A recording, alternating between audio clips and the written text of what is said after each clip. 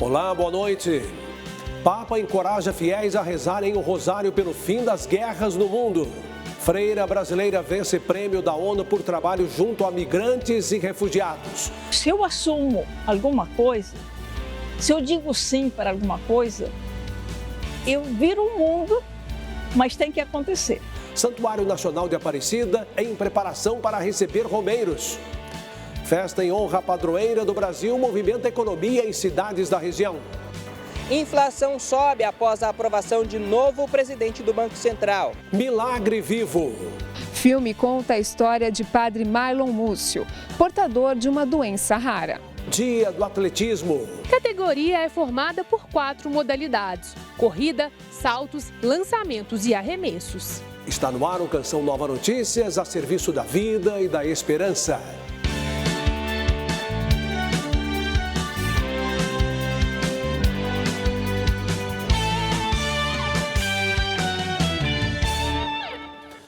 O Papa Francisco recordou que outubro é o mês do Rosário, oportunidade para valorizar a oração mariana.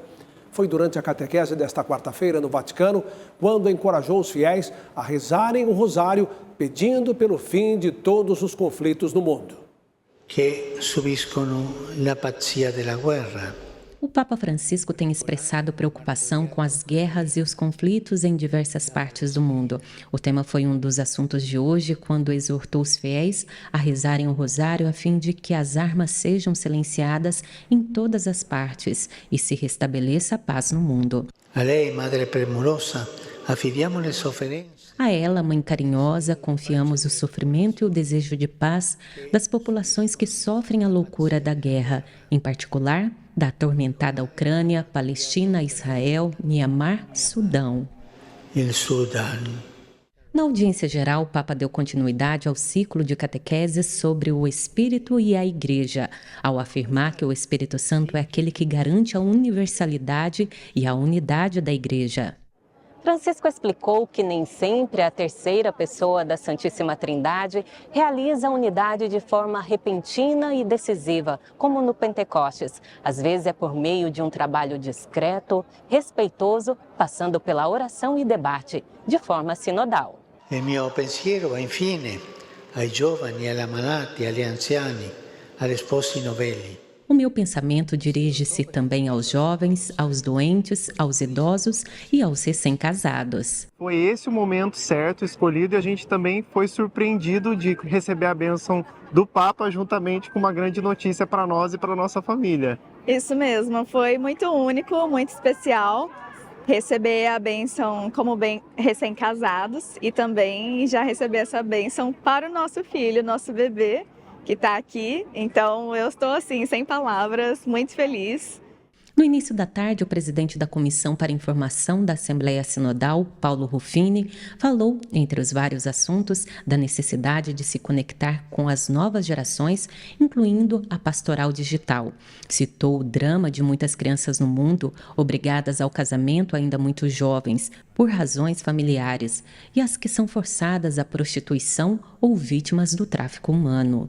Já a secretária da Comissão de Informação do Sínodo falou do envolvimento dos leigos na Igreja. Mais concretamente, foi sublinhada a importância de encorajar a colaboração entre sacerdotes e leigos e a necessidade de uma maior participação de leigos, homens e mulheres, em funções de liderança. O arcebispo de Moçambique, missionário da Consolata, disse que a iniciação cristã foi um dos assuntos apresentados na Assembleia e, a este respeito, pedi a Dom Inácio para citar um ensinamento deixado por José Alamano, fundador da Consolata, que será canonizado no próximo dia 20.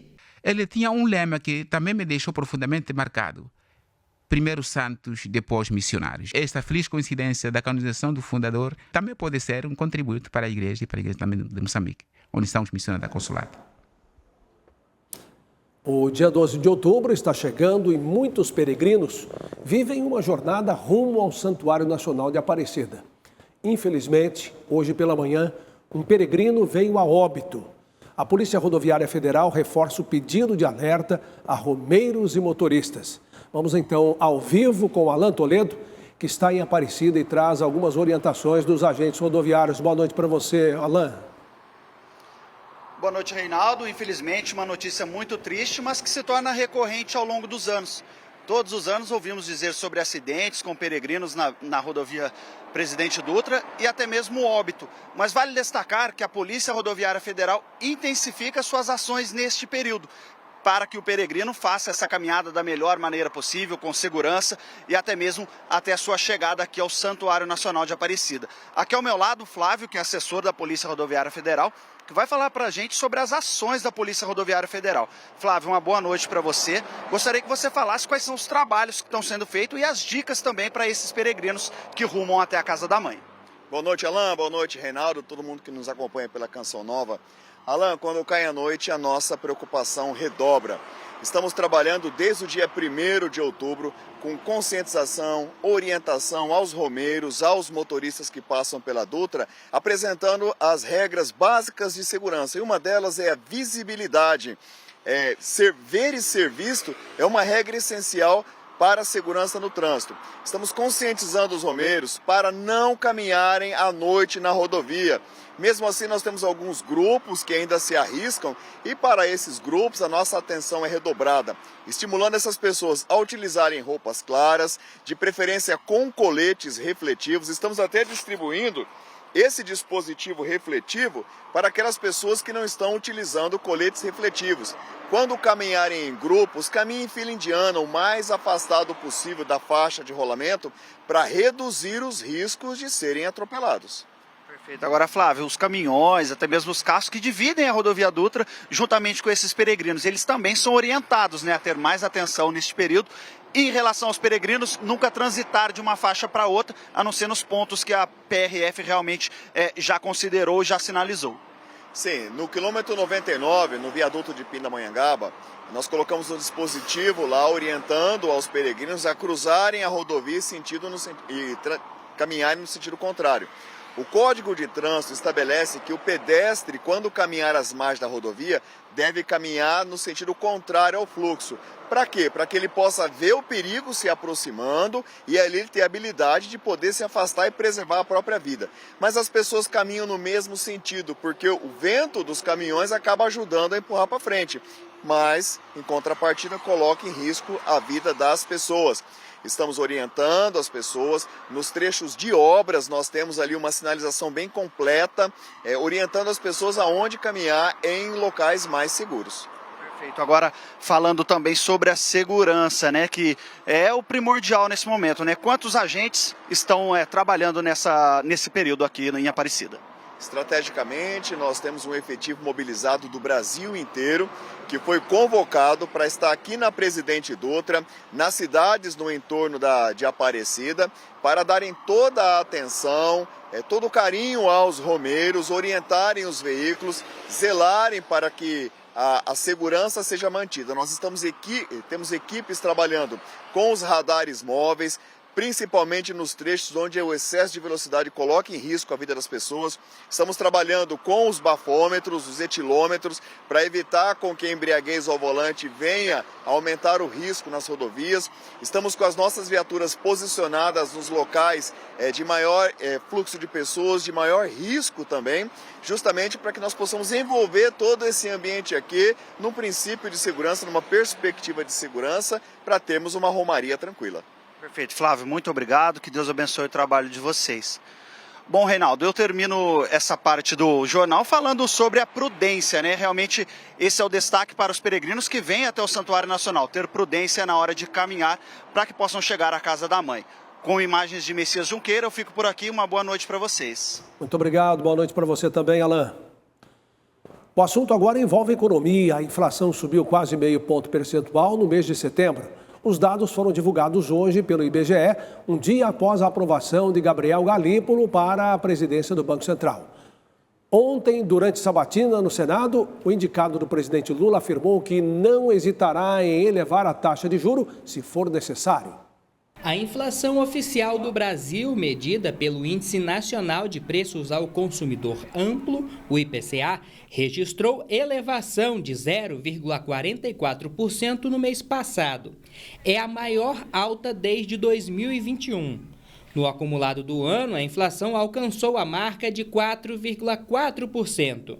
De acordo com dados do IBGE, o preço da energia elétrica impactou o resultado do IPCA.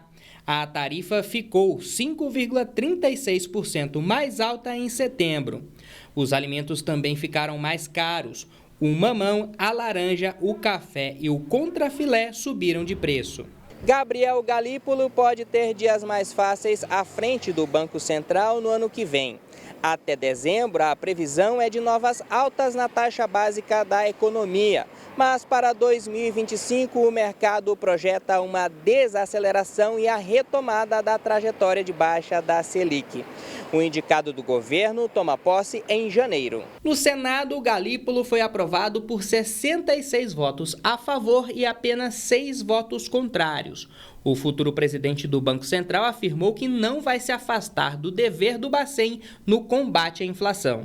E cabe ao Banco Central perseguir essa meta de maneira inequívoca, colocando a taxa de juros num patamar restritivo, necessário, pelo tempo que for necessário, para se atingir esta meta. Para o economista, o cenário do ano que vem é desafiador, mas com previsão de melhoras nos índices da economia, em especial no controle da inflação. A inflação, de alguma forma, deve melhorar nos próximos meses em termos de energia elétrica, que a energia elétrica deve voltar para um patamar mais razoável, né? Está na bandeira vermelha agora, né? Os preços dos alimentos devem melhorar também. Então isso é muito importante para controle da inflação e Gabriel poderá começar a sua gestão reduzindo a taxa de juros.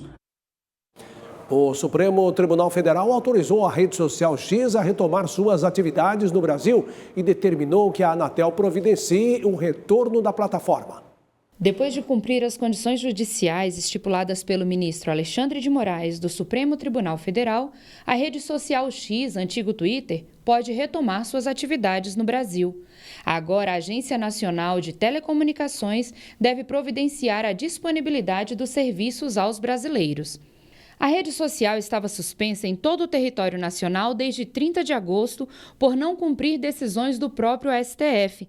Em 27 de setembro, a empresa comprovou a observância das exigências da legislação brasileira e pagou R$28.600.000 em multas e a indicação de um representante legal no país. A decisão da Suprema Corte determina o retorno imediato do serviço do X sob a condição de cumprir integralmente a legislação brasileira e reobservar plenamente as decisões do Poder Judiciário em respeito à soberania nacional. O acesso ao serviço, segundo o Ministério das Comunicações, voltará gradualmente, porque é feito por operadoras de internet e milhares de provedores. A seguir, golpes digitais atingem mais de 20% da população brasileira. E a chegada do furacão Milton aos Estados Unidos.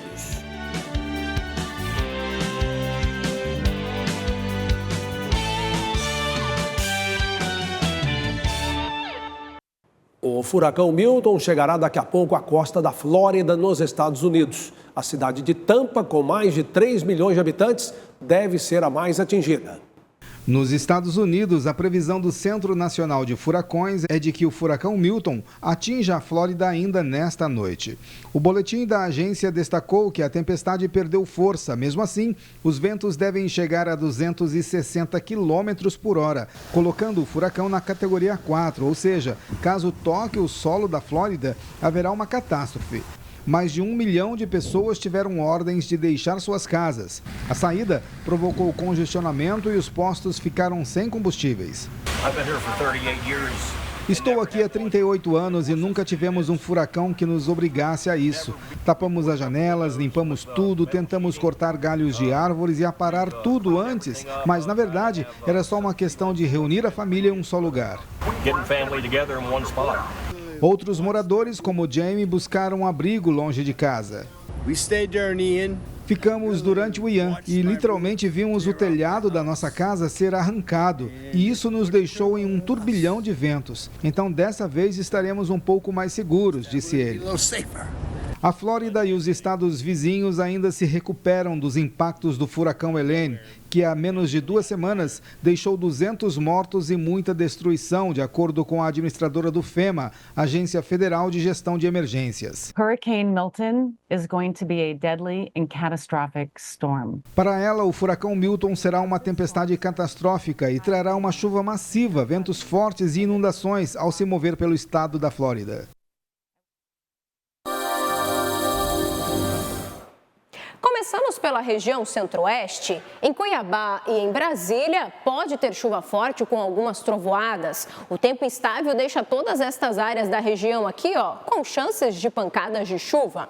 No sudeste, a precipitação chega a todo o litoral e no interior aqui, de São Paulo, Minas Gerais, Rio de Janeiro e também no Espírito Santo. O dia terá nebulosidade variável com sol em alguns momentos do dia.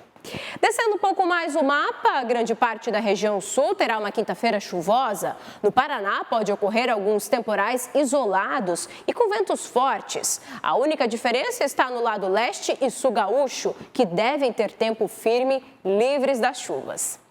O alerta de baixa umidade na região nordeste continua em grande parte aqui, da Bahia, de Teresina, São Luís e também de Fortaleza. Seguimos para o norte brasileiro, porque chove em parte aqui, do Amazonas, do Acre e também de Rondônia. No Amapá deve chover, mas deve haver também muita nebulosidade na região. Nas demais áreas da região, a temperatura segue alta. Passando por todo o país, a gente confere como fica a quinta-feira as temperaturas. Mínima de 29 graus em Cuiabá, máxima de 36 e mínima de 20 graus no Rio de Janeiro e máxima de 24. Uma pesquisa feita pelo Senado revela que ao menos 24% dos brasileiros com mais de 16 anos foram vítimas de golpes digitais nos últimos 12 meses.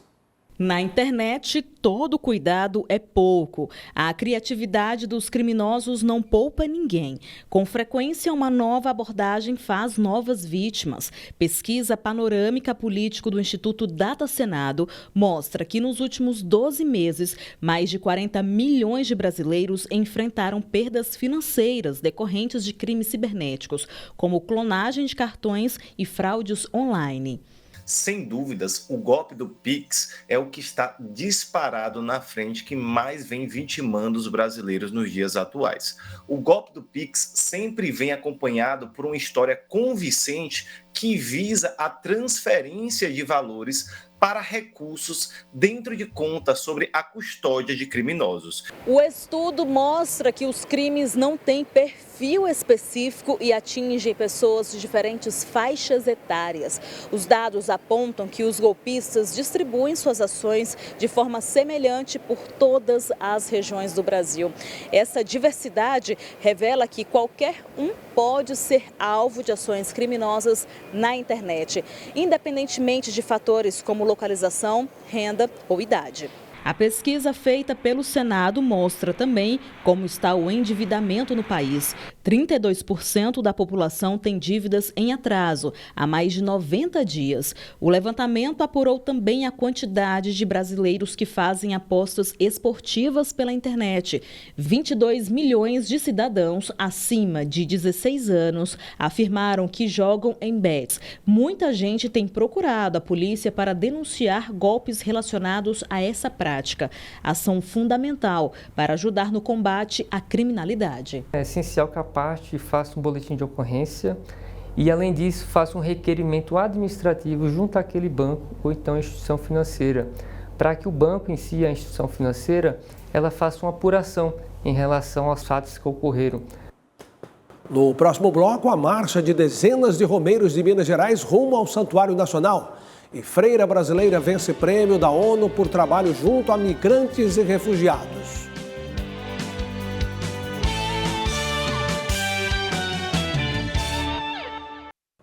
O atletismo desempenha papel fundamental no dia a dia da população, promovendo a saúde física e mental.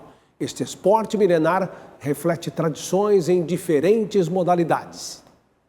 Atletismo, esporte com 4 modalidades e uma infinidade de opções para quem trilha esse caminho. O atletismo é considerado o primeiro esporte praticado na história. Sua base está na corrida, saltos, lançamentos e arremessos. Por isso, é reconhecido como o esporte mãe das demais modalidades esportivas. Você trabalha resistência, velocidade, força muscular, você trabalha agilidade. Cada modalidade exige esforço e treinamento. Para que o disco percorra uma longa distância, por exemplo, é necessária muita técnica por parte do atleta. Se pegar e usar só a força, o disco não vai tão longe, nem o peso vai tão longe, quanto se você conseguir aplicar uma boa técnica bem veloz. Técnicas desenvolvidas por atletas de alto rendimento na Universidade Federal de Minas Gerais e que também são apresentadas a crianças, gerando um mundo de possibilidades. A gente pratica voltas para treinar a nossa energia, para a gente manter ali. Saltos também, a gente pratica lançamento de dardo, a gente pratica várias coisas aqui também. A criança passa por tudo, ela vai conhecer cada prova. Você não pega uma criança e já direciona para determinada prova. Ela vai fazer todas as provas do atletismo. O atletismo entrou na vida de Isabela por meio da corrida. O objetivo era a perda de peso. O que ela não imaginava era se tornar uma atleta profissional de lançamento de disco. Hoje, são 4 participações em Paralimpíadas. Na categoria F11 do lançamento de disco, destinada a atletas com deficiência visual, é a número 2 no mundo. Falo assim que eu devo, primeiramente, tudo a Deus, né, por ter me colocado dentro do atletismo e o atletismo por ter me abraçado tão grandemente assim. Sempre vai ter uma prova para quem quer praticar o atletismo. Se você é muito magrinho, você vai ter ali as provas de resistência. Se você é muito alto, você vai ter as provas de salto ou corrida de velocidade. Então, é um esporte que ele abre para todo mundo. Uma freira brasileira que se dedica há décadas trabalhando pelos migrantes e refugiados recebeu um prêmio internacional da Organização das Nações Unidas. Aos 79 anos, a filha de agricultores do Rio Grande do Sul jamais pensou que um dia seria laureada com um dos prêmios mais importantes da ONU. Nunca tive, na minha trajetória, em todos os momentos que eu já vivi, qualquer ideia voltada a premiações ou a prêmios por causa disso. Sempre tive mais um olhar de responsabilidade na minha missão. Mas o que define a freira escalabriniana? Se eu digo sim para alguma coisa, eu viro o mundo, mas tem que acontecer. E o sim da irmã Rosita foi em favor de migrantes e refugiados. Freira, advogada, ativista e formadora de organizações sociais, ela tem quase 40 anos dedicados à causa migratória. Não só ajudou pessoalmente milhares de pessoas, como tem sido porta-voz fundamental na formulação de políticas públicas para garantir direitos a essa população. A Lei Brasileira de Refugiados de 1997, a Lei de Imigração de 2017 e a Declaração de Cartagena de 1984, que são dispositivos legais em prol da dignidade aos refugiados, têm a contribuição da freira escalabriniana, mas não para por aí. Foi ela quem fundou o Instituto Migrações e Direitos Humanos em 1999 e coordena a Redimir, que reúne 70 organizações empenhadas em fomentar a solidariedade e acolhida aos que, por algum motivo, foram obrigados a migrar. Que eles possam realmente alimentar a esperança, ter fé e ter a acolhida e a oportunidade que nós podemos oferecer. Todo esse legado foi reconhecido hoje pela Agência da ONU para Refugiados, com o Prêmio Nansen, instituído em 1954 em nível global. O prêmio homenageia pessoas e organizações dedicadas ao apoio e proteção aos deslocados pelo mundo. Ela é a segunda brasileira a ser premiada. Dom Paulo Evaristo Arnes recebeu o prêmio em 1985. Eu quero dedicá-lo às inúmeras organizações, pessoas, colaboradores, colaboradoras, benfeitores, organismos internacionais, órgãos de governo, a minha família, a minha congregação, todos esses atores tiveram parte nessa trajetória. O prêmio será entregue em 14 de outubro em Genebra, na Suíça. Outras 4 mulheres serão homenageadas em âmbito regional. A honraria vai servir de impulso para a irmã Rosita seguir na missão. Parabéns à irmã Rosita. Olha, cerca de 70 romeiros seguem uma tradição familiar. A caminhada a pé percorre 180 quilômetros pela região montanhosa do sudeste brasileiro até o Santuário Nacional de Aparecida. Um ato de devoção, esperança e fé.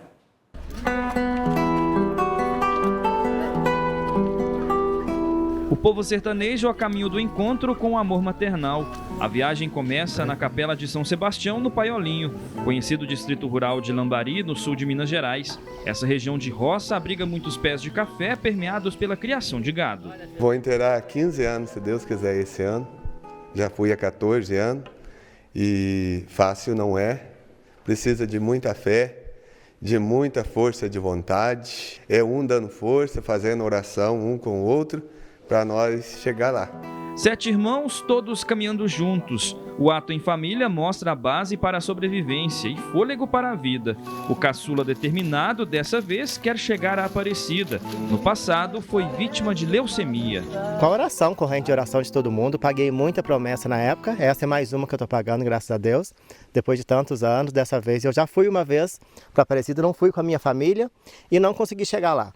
Dessa vez, com todos eles juntos, tenho certeza que a gente vai conseguir chegar lá em Aparecida e vamos agradecer mais essa graça. Alguns instantes para mostrar para você que a gente está vivendo na pele essa caminhada. A gente vai até o primeiro pouso, que é um ambiente onde os peregrinos têm para relaxar, para descansar, para recuperar as energias e continuar a caminhada. Erlei é o organizador da romaria. Sua perna foi cortada por uma motosserra. Cortei o tendão do joelho aqui, tinha que fazer 160 sessões de fisioterapia para ver a sequela que ia deixar.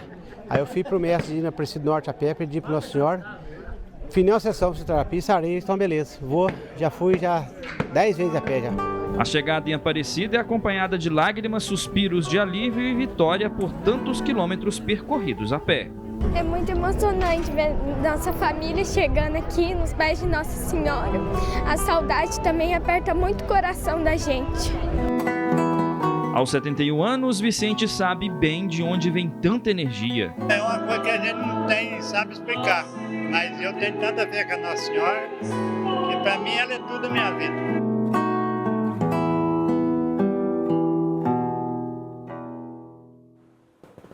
Após o intervalo, o filme retrata a luta de sacerdote contra a doença rara. Do café à fé, Vale do Paraíba abriga a maior região de peregrinações do Brasil.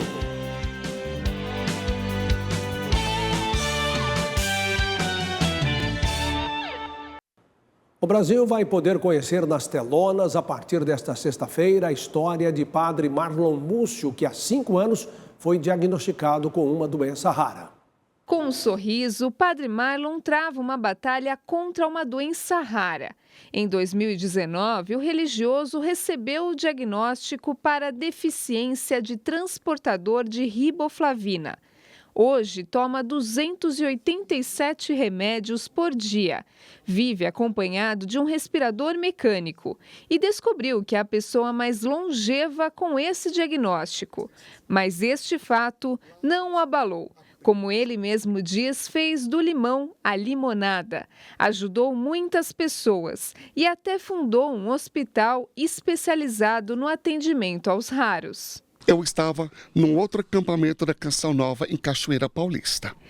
E no momento de adoração ao Santíssimo, o Senhor me disse: Padre Marlon, a sua doença é para a sua cura e a cura de uma multidão. O fato é que, com a graça de Deus, eu tenho levado todos eles ao Senhor Jesus. A partir do dia 11 de novembro, a história do Padre Marlon será contada nos cinemas. O filme Milagre Vivo traz em especial a experiência do religioso que foi em peregrinação até o Papa para pedir a bênção aos doentes raros do Brasil. Nesta quarta-feira, o longa foi anunciado na Expo Cine. A gente acompanhou ele por algumas semanas numa busca pessoal dele de conseguir uma bênção do Papa para as pessoas que têm doenças raras no Brasil. É bem legal que a gente tem outras pessoas também ali com doenças raras contando suas histórias. Então o padre conversa com outras pessoas. Então as filmagens para o filme começaram no Vaticano. E aí fizemos ali os momentos com o Santo Padre. Depois fomos ao Hospital do Papa em Roma, Bambino Jesus, onde há pesquisas de células para a cura da minha doença. Enquanto aguarda para assistir ao documentário junto com o público, Padre Marlon lembra de onde veio o título do filme. Porque os profissionais da saúde, eles dizem, nós conhecendo essa doença, sabendo como ela cursa no corpo de uma pessoa, é impossível que o Senhor esteja vivo. E é impossível que o Senhor faça tudo isso que o Senhor faz. Então o Senhor Padre Marlon é um milagre vivo. Saúde ao Padre Marlon. Nesta terça-feira, a comunidade Canção Nova deu início ao aprofundamento à libertação dos espíritos malignos. Ao mesmo tempo, a comunidade realizará um acampamento de cura e libertação no próximo fim de semana. O aprofundamento acontecer na mesma semana do acampamento é uma tradição que vem lá de 1998, quando o nosso querido e saudoso Padre Rufus vinha à Canção Nova. Ele gostava de pregar aos sacerdotes, um retiro mais dedicado, e ele preferia, uma vez que ele iria estar nos nossos acampamentos, fazer uma semana que antecedia aos nossos acampamentos de um aprofundamento. Certamente vamos encontrar muita evangelização, pessoas experientes, pregadores acostumados já com o nosso povo e com a experiência com Deus em muitos momentos de oração. No acampamento estaremos eu, Roberto Tanus, Ironis Pudaro, Dom Falcão e outros convidados da comunidade Canção Nova. Olha, o acampamento de cura e libertação terá como tema Deus virá e nos salvará. O Papa Francisco assegura que todo anúncio digno do Redentor deve comunicar libertação. O Santo Padre indica os elementos essenciais do modo de comunicar boa nova que não oprime, mas cura. Seguindo o exemplo do Mestre, os cristãos devem testemunhar com alegria. Nós estamos com 27% na campanha de outubro. Acesse clube.cançãonova.com, faça sua doação. Ou doe pelo Pix, com a chave pix.doação@cançãonova.com. Obrigado por sua fidelidade. Olha, o Vale do Paraíba tornou-se conhecido graças ao ciclo do café. Nesta região está Aparecida, onde um santuário é preenchido de fé. Nessas terras, a peregrinação caminha de mãos dadas com a esperança e dá vida à economia a santuários e cidades da região. Outubro é sinônimo de movimento em Aparecida, Guaratinguetá e Cachoeira Paulista. A festa da padroeira no dia 12, Frei Galvão no dia 25 e os acampamentos de oração na Canção Nova estimulam a visita à região. Frei Galvão é o primeiro santo brasileiro. Seu santuário é erguido com tijolos, cimento e doses de esperança. Em 2010, mais ou menos, 2011, eu fiquei doente e fiquei uns 4 meses desenganada. E fiz uma tomografia computadorizada e nesse exame eu fui diagnosticada com o que eles disseram, né? Um câncer de pulmão. Curada pela fé e intercessão de Galvão, as preces agora são em louvor. Vida doada, obra de evangelização. Vamos fazer a novena de Frei Galvão.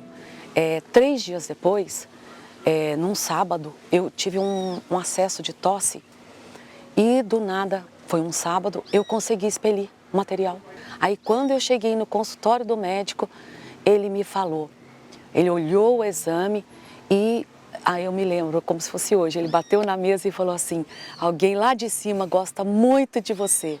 Você não tem câncer de pulmão, você tem tuberculose. Curada da tuberculose, hoje é voluntária no Santuário Casa de Devotos. E o lema é onde vai desespero que eu levo a esperança. E as pílulas de Frei Galvão é um sinal material dessa esperança. O Vale do Paraíba foi escolhido a dedo por Deus e os elementos provam isso. Essa terra de peregrinação e fé é permeada de um lado pela Serra da Mantiqueira, com imponente beleza, do outro com a Serra da Bocaina, que divide o litoral e é cortada pela Via Dutra, a principal rodovia do país, que transporta e movimenta não só a economia, mas peregrinos que marcham rumo à Aparecida.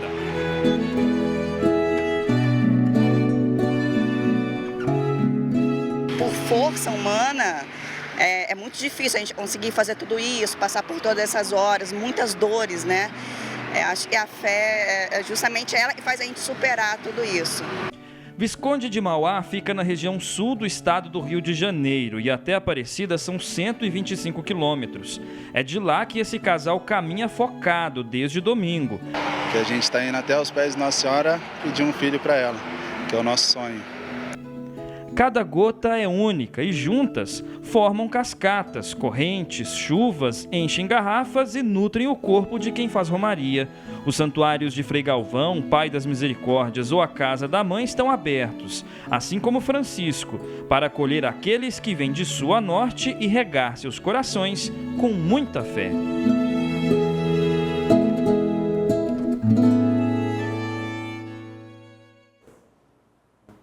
Assista daqui a pouco, às 8 horas, a transmissão da Santa Missa do Clube da Evangelização, direto do Santuário do Pai das Misericórdias. A gente se vê amanhã.